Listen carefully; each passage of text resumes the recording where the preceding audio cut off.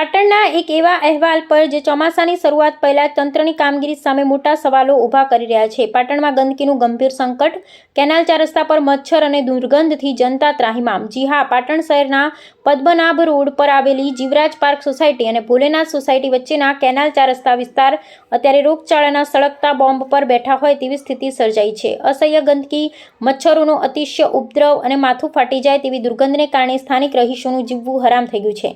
સફાઈ થઈ કે મુસીબત વધી, આ સમગ્ર મામલે જે વિગતો સામે આવી રહી છે તે ખરેખર ચોંકાવનારી છે। સ્થાનિકોના જણાવ્યા અનુસાર તાજેતરમાં જ તંત્ર દ્વારા અહીં કેનાલ સફાઈની કામગીરી તો કરવામાં આવી, પણ સફાઈ કર્યા પછી 4 રસ્તા પાસે એવી પાળી બનાવી દેવામાં આવી જેના કારણે કેનાલનું પાણી બંને બાજુ અટકી ગયું છે। પરિણામ શું આવ્યું? ગંદુ પાણી એક જ જગ્યાએ સ્થિર થઈ ગયું, પાણી સડવા લાગ્યું છે, મચ્છરોની ફોજ તૈયાર થઈ ગઈ છે અને આસપાસના રહીશો માટે શ્વાસ લેવો પણ મુશ્કેલ બન્યો છે। હજુ તો ચોમાસાની વિધિવત શરૂઆત બાકી છે, ત્યાં જ આ વિસ્તારમાં ડેન્ગ્યુ, મેલેરિયા અને ચિકનગુનિયા જેવા જીવલેણ ચેપી રોગચાળોનો ખતરો મંડરાઈ રહ્યો છે।